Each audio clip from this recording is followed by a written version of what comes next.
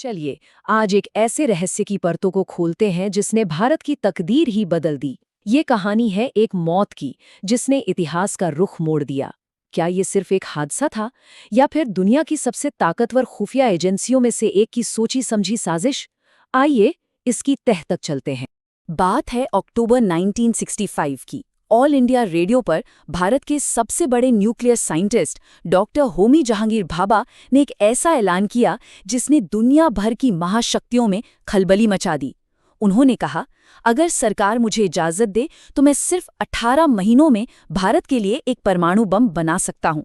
और ये कोई खोखला दावा नहीं था, ये एक सीधी सीधी चेतावनी थी दुनिया की सुपर पावर्स को। और इस ऐलान के बाद जो हुआ वो किसी थ्रिलर फिल्म से कम नहीं था। चीजें बहुत बहुत तेजी से बदली। दिसंबर 1965 में तब के प्रधानमंत्री लाल बहादुर शास्त्री ने भाभा को हरी झंडी दे दी। भारत न्यूक्लियर पावर बनने के बस एक कदम दूर था। लेकिन फिर सिर्फ एक महीने के अंदर सब कुछ बदल गया। 10 जनवरी 1966 को ताशकंद में प्रधानमंत्री शास्त्री की रहस्यमयी हालात में मौत हो गई। और उसके ठीक कुछ दिनों बाद 24 जनवरी 1966 को होमी भाभा खुद एक प्लेन क्रैश में मारे गए। इन दो मौतों के बीच फासला कितना था पता है? सिर्फ 13 दिन। सोचिए जरा, क्या ये महज एक दुखद इत्तेफाक हो सकता है, या फिर ये भारत को रोकने के लिए एक बहुत बड़ी सोची समझी साजिश की दो कड़ियां थीं? तो ठीक है, सबसे पहले ये देखते हैं कि ऑफिशियल स्टोरी क्या कहती है। मॉन्ट ब्लैंक की बर्फीली चोटियों के ऊपर उस सुबह आखिर हुआ क्या था? तो बात है 24 जनवरी 1966 की सुबह की। एयर इंडिया का एक बोइंग 707 विमान, जिसका नाम था कंचनजंगा, मुंबई से लंदन के लिए उड़ा। उसे जेनेवा में रुकना था। इसी फ्लाइट में सवार थे डॉक्टर होमी भाभा, जो वियना में एक जरूरी कॉन्फ्रेंस में हिस्सा लेने जा रहे थे। सुबह के 7:02 पर फ्लाइट 101 के पायलट ने जेनेवा के कंट्रोल टावर से बात की। उन्होंने बताया कि विमान 19,000 फीट की ऊंचाई पर है, मतलब एल्प्स की सबसे ऊंची चोटी से भी काफी ऊपर। और सब कुछ नॉर्मल था। लेकिन ठीक 2 मिनट बाद, जी हाँ, सिर्फ 120 सेकंड बाद, प्लेन रडार से गायब हो गया। रेडियो पर पूरी तरह खामोशी। कंचनजंगा और उसमें सवार 117 लोग हमेशा के लिए जैसे हवा में ही गायब हो गए।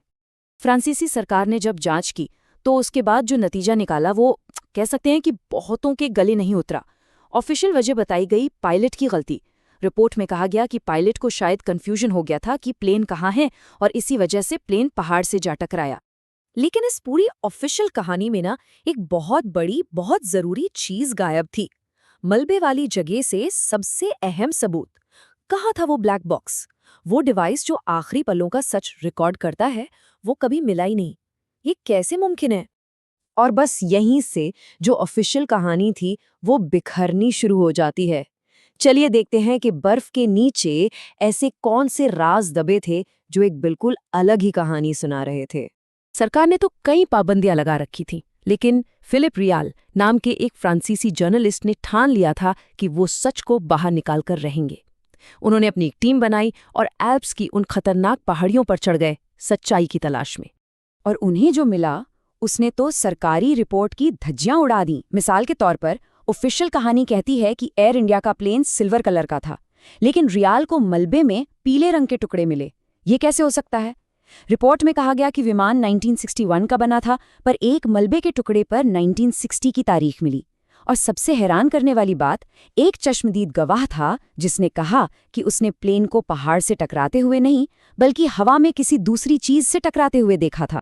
इन सवालों ने दशकों तक कई थ्योरीज को जन्म दिया। लोग अलग अलग बातें करते रहे। लेकिन फिर कई सालों बाद एक किताब आई, और इस किताब ने तो जैसे एक बम ही फोड़ दिया। क्या ये CIA का कबूलनामा था? साल 2008 में एक किताब पब्लिश हुई जिसका नाम था conversations with the crow.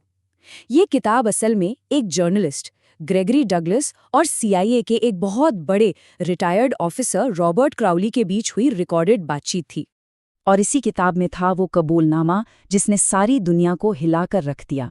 Robert Crowley ने कथित तौर पर कहा, और मैं उनके शब्द कोट कर रहा हूं, होमी भाभा खतरनाक थे, हमें उन्हें रोकना था, हमने उन्हें मरवाने का इंतजाम किया। सोचिए, ये एक डायरेक्ट कन्फेशन था एक खुफिया एजेंसी की तरफ से भारत के सबसे बड़े साइंटिस्ट की हत्या।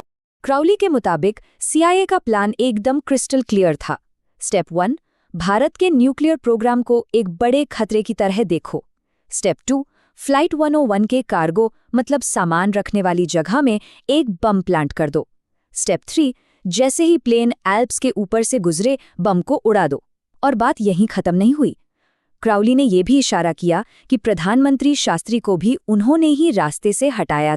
तो सवाल ये उठता है कि क्या ये सब सच है? क्या वाकई CIA ने ऐसा किया? ये एक ऐसा एटॉमिक मिस्ट्री है, एक ऐसा परमाणु रहस्य जिसकी परछाई आज भी हमारे ऊपर मंडराती है। और इस साजिश का असर, अगर ये साजिश थी तो बहुत गहरा हुआ। डॉक्टर भाभा की मौत के बाद भारत का न्यूक्लियर प्रोग्राम मानो पटरी से ही उतर गया। जिस एटम बम को बनाने का वादा भाभा ने सिर्फ 18 महीनों में किया था, उसे बनाने में पूरे 8 साल लग गए। पूरे 8 साल। भारत ने अपना पहला परमाणु परीक्षण 1974 में किया, और ये रहस्य आज भी सुलझा नहीं है। देखिए, 2017 में भी एक स्विस खोजकर्ता को प्लेन के इंजन के और हिस्से मिले, जिससे फिर से ये शक गहरा गया कि या तो कोई टक्कर हुई थी या फिर कोई धमाका। और सबसे बड़ी बात, आज तक होमी भाभा की मौत से जुड़ी जो सरकारी फाइलें हैं वो क्लासिफाइड हैं, उन्हें कोई नहीं देख सकता। और ऑफिशियली मौत का कारण आज भी वही है, पायलट की गलती।